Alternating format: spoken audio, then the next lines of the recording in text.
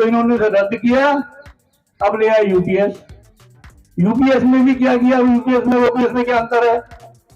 OPS में मिलते हैं आखिर के लास्ट डे की जो सैलरी होती है उसका 50% प्लस डीए, ये मिलता है।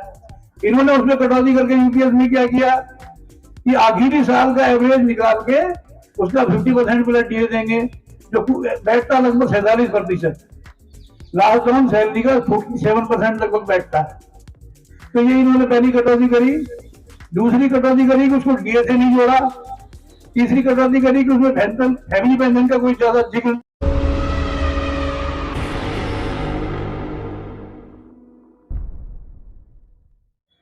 यूपी में तो ये बहुत जोर शोरों से हो रहा है, लेकिन दिल्ली में भी इतने लोग जो आए हैं ये भी बड़ी अच्छी बात है, और आप अपने लिए ही तालियां बजाइए। वजह आपके लिए तालियां मैं इसलिए बजवा रहा हूँ कि जो इतने बड़े शहर में जो 1.5 लाख 2 लाख कर्मचारी जिसमें रहते हों, उसमें अगर इतने लोग आए हैं तो जरूर ये क्रांतिकारी लोग हैं, आप अच्छे लोग। पेंशन तो ऐसे आप में से कौन कौन लोग हैं जो पेंशन चाहते हैं ओपीएस? तो आप 10-10 लोगों को तैयार नहीं कर सकते जो इस बात को मान जाए आपकी? कितने लोग ऐसे जो 10-10 लोगों को तैयार कर लेंगे? तो अगली बार जब आओ तो उन 10-10 को भी लेके आइए। मैं आप में से कुछ लोग मुझे जानते होंगे, कुछ लोगों को मैं बताया देता हूं। मैं डीएन सिंह हूं और 2021 में मैं रिटायर हुआ था।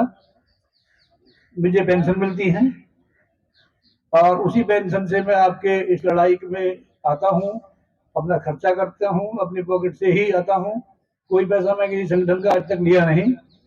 और लखनऊ तक, शाहजहांपुर, बरेली, बदायूं, आगरा, मथुरा, यहाँ तक के प्रोग्राम मैं कर लेता हूँ गाड़ी से।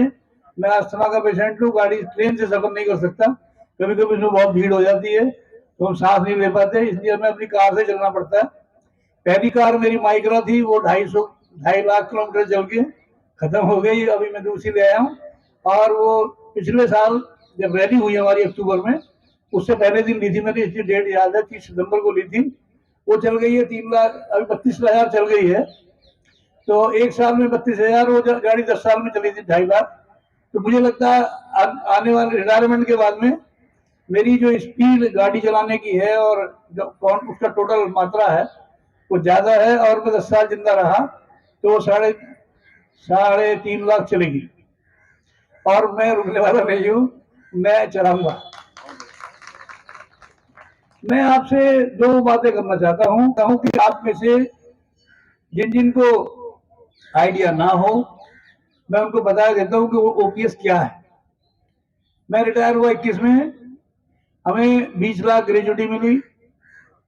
हमारा कुछ पैसा जीपीएफ में था, पैसे मिले वो 13 लाख कुछ थे।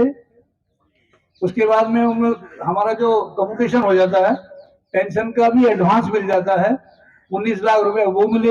अब जोड़ते जाइए कितने हो गए, अब जोड़ रहे हैं। 20 lakh gratuity, 19 lakh commutation, 13 lakh leave encashment, ये हमें मिला कितना हो गया? कितना? 56। बीमे के पैसे मिले और ये जो उसका होता है, उसका इंश्योरेंस वाले पैसे हो गए। तो कुल मिला के ऐसे लगभग जीपीएफ रह गया। वो तो सबका अपना अपना पैसा होता है, वैसे वो 20-22 लाख था, मतलब 60 लाख कुछ रुपए मिले थे। और साथ में मिली एक कार्ड मिला, हेल्थ कार्ड, जिससे मैं और हमारी श्रीमती जी किसी भी अस्पताल में जाकर अपना इलाज कराते हैं। कैशलेस फैसिलिटी है, जाओ एडमिट होकर चले आओ, कोई पैसा देना नहीं होता। तो बुढ़ापे में अगर ये ना मिले तो हम क्या करेंगे? मेरी बेटी जज है वैसे, और बेटा मेरा पत्रकार है, बीबीसी में था पहले, अभी किसी और में है शायद। तो बहू भी नौकरी करती है, लेकिन मुझे किसी से कोई पैसा मांगना नहीं पड़ता, मुझे 70,000 रुपए मिलते हैं और वो काफी।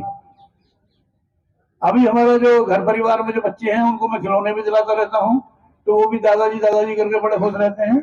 लेकिन मैं कई बार सोचता हूँ कि हमारे बाद जो पीढ़ी है, ये जब रिटायर होकर आएगी तो पहले जो खर्चा करते होंगे 1 लाख 1.5 लाख जो सैलरी मिलेगी, किसी को और ज्यादा भी मिलेगी अधिकारियों को, लेकिन जिस दिन वो रिटायर होकर घर आएंगे उनको क्या मिलेगा?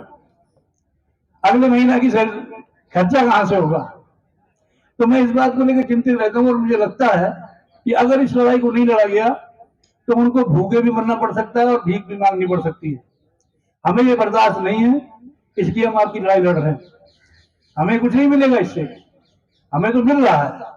हम आपकी लड़ाई इसलिए लड़ रहे हैं कि आप हमारे छोटे भाई हैं, जो बहनियां बैठी है हमारी बहनें, ये हमारी छोटी बहनें हैं। आप लोगों को एक दिन देखने ना पड़े, इसके लिए हम लड़ रहे हैं। हम किसी का एहसान नहीं कर रहे, आप हमारे छोटे हैं, आपके लिए लड़ना हमारा फर्ज है। लेकिन मैं आपसे एक सवाल भी करना चाहता हूं कि ये फर्ज आप लोगों को खुद के लिए भी तो है। आप लोगों को अगर आप बड़ा भाग करें, जो लोगों हमने पैसे कैलकुलेट किया था इसको, एक आदमी जो ग्रुप सी का कर्मचारी है, ग्रुप बी तो है ही नहीं है, तो ग्रुप सी के कर्मचारी की भी ये लड़ाई लगभग 80 लाख की है। और जो ग्रुप बी में है उनकी ये लड़ाई 1.25 करोड़ के करीब की है। जो ग्रुप ए में है उनकी ये लड़ाई 2 करोड़ रुपए की है। तो 2 करोड़ रुपए के लिए आप 2 दिन में एक दिन खर्च नहीं कर सकते। इतनी छोटी मोटी लड़ाई नहीं है। आप छोटी छोटी बातों पर भाइयों से लड़ते रहते हैं, घर परिवार में लड़ते रहते हैं, बहू सास से लड़ती रहती है, और आप 2 करोड़ के लिए सरकार से लड़ना नहीं चाहते। ये बड़ा सवाल है। 23 में हमने एक मार्च किया था, NMOPS ने, national movement for old pension scheme ने, वो चंपारण से शुरू हुआ था और महाराष्ट्र तक गया था। मतलब इधर होते हुए यूपी आया, बिहार पूरा घूमे, फिर यूपी आए, यूपी से उत्तराखंड, उत्तराखंड से होते मध्य प्रदेश, फिर महाराष्ट्र, और दिल्ली में वो खत्म हुआ। लगभग वो 18,000 किलोमीटर चला गया था।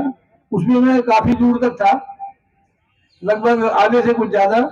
और इतनी गर्मी थी उस साल कि पूरा मतलब भयंकर टेम्परेचर था, 50 कभी 48 ऐसा टेम्परेचर था। पूरा जून का महीना था। लेकिन उस गर्मी में जैसे हम लोगों ने मेहनत की, जब बंधु जी थे, हम सब लोग लगे रहे इसमें, उसका परिणाम जानते हैं क्या हुआ। दिल्ली में 1 अक्टूबर को जब रैली हुई तो उसी का परिणाम था कि 10 लाख लोगों ने भाग दिया और सरकार हिल गई। सरकार ने जब एक जो कह रही थी सरकार 2005 से लेके कि एनपीएस बहुत बढ़िया है, एनपीएस तो बड़ी लाभकारी योजना है, एनपीएस को जो खिलाफ कर रहे हैं वो तो झूठ देखा रहे कर्मचारियों को। अब मोदी जी कह रहे हैं कि यूपीएस ठीक नहीं है, इसको रद्द कर रहे हैं। ऐसे ही इन्होंने कृषि कानूनों को भी किया। कृषि कानून बहुत बढ़िया है, किसानों के बहुत भले के हैं, और बात को कहने कि हमारी गलती होगी, माफ करें, हम इसे खत्म कर रहे हैं। तो ये जो आपको ये एनपीएस गया है, ये national movement for old pension scheme की मेहनत का नतीजा है। और ये झूठ बोल रहे हैं कि यूपीएस बढ़िया है। ये यूपीएस के खिलाफ भी लड़ेंगे तो इसको भी ये कल को कहेंगे ये भी घटिया है, और फिर कौन सा बढ़िया है? ओपीएस। आपको यही चाहिए ना, तो आप इनको इतना दबाव बनाओ। अब तो बहुत ज्यादा है। शुरू शुरू में जब हम इसमें, मैं पहले भी था, जब ये लागू हुई तब भी लोग अपना अधिकारी कहते थे, अरे यार आपको सिंह साहब आप तो कहते ही रहते हैं, सिर्फ सरकार का विरोधी है आप, बहुत बढ़िया योजना है ये, इस पैसे कर्मचारी के काटेंगे, बीमा कंपनियों में, उसमें इंडस्ट्री में लगाएंगे, बहुत सारा मुनाफा कमाएंगे, और उसमें से जो प्रॉफिट आएगा उससे न जाने कितना पैसा मिल रहा है। ऐसी ऐसी बातें करते थे। लेकिन हमने देखा किसी कर्मचारी को 900 रुपया, किसी कर्मचारी को 3,000 रुपया, किसी, ऐसे बहुत सारे केस हैं। तो हमने बताया भी थे लोगों को पता कर करके, ये मतलब 10,000 से भी कम, कुछ लोगों सैकड़ों में ले गई। जब इनको पता चल गया कि ये एनपीएस में तो बवाल हो गया, फिर ये बेनकाब हो गई, तो इन्होंने उसे रद्द किया। अब ले आया यूपीएस। यूपीएस में भी क्या किया, यूपीएस में ओपीएस में क्या अंतर है? ओपीएस में मिलते हैं आखिर के लास्ट डे की जो सैलरी होती है उसका 50% प्लस डीए, ये मिलता है। इन्होंने उसमें कटौती करके यूपीएस में क्या किया कि आखिरी साल का एवरेज निकाल के उसका 50% प्लस डीए देंगे, जो बैठता लगभग 47%। लास्ट ऑन सैलरी का 47% लगभग बैठता है। तो ये इन्होंने पहली कटौती करी। दूसरी कटौती करी कि उसको डीए से नहीं जोड़ा। तीसरी कटौती करी कि उसमें फैमिली पेंशन का कोई ज्यादा जिक्र नहीं है, जो कुछ कहेगा कि जिक्र नहीं है, कहते हैं हाँ कर देंगे, ऐसे कुछ कर रखा। और अगर किसी आदमी ने 15-20 साल करके नौकरी, जैसे मिलिट्री में होता अक्सर, वो अगर आ जाएंगे, हाँ टाइम की समस्या है, 10 मिनट को भी रिक्वेस्ट कर देंगे। अच्छा, अभी बस 15 मिनट का आप ही के लिए कर रहे हैं बात। 5 मिनट में हम अभी बंद कर रहे हैं। तो ये एक स्थिति है कि ये कर्मचारियों को ठगने के नाम की ऐसी योजनाएं ला रहे हैं, ये कारपोरेट की योजनाएं हैं। और आपको ये जिम्मेदारी ये भी लेनी है, जो पुलिस वाले हमें बता रहे हैं टाइम खत्म हो गया, हम लड़ाई इनकी भी लड़ रहे हैं, क्योंकि ये दो लोग लड़ ही नहीं सकते। इनको अगर ये करेंगे तो इनको अभी हो जाएगा डिसिप्लिनरी एक्शन। तो हमारे हमेशा नारा रहता है कि हमें जो पेंशन आप करेंगे घोषित, वो पहले बाद में कर देना, पहले उसको जो बॉर्डर पकड़े, बॉर्डर पकड़े हमारे भाई, हमारे परिवार में से 16 हैं पुलिस में और मिलिट्री में। तो सबसे पहले उनको तो रात दिन भागे फिर रहे हैं, ये बैठे हुए लोग पुलिस वाले, रात दिन का चोरों से वास्ता है और इनको पेंशन नहीं है। तो ये कितना गलत है। आप लोग यहाँ के बैठ गए, आपको कुछ नहीं हो रहा है, अगर ये आ जाए रैली में, इनका तो डिसिप्लिनरी एक्शन हो जाएगा। तो आपको इनकी भी लड़ाई लड़नी है, अपनी भी लड़ाई लड़नी है, आने वाली पीढ़ी की भी लड़ाई लड़नी है। धन्यवाद बहुत बहुत।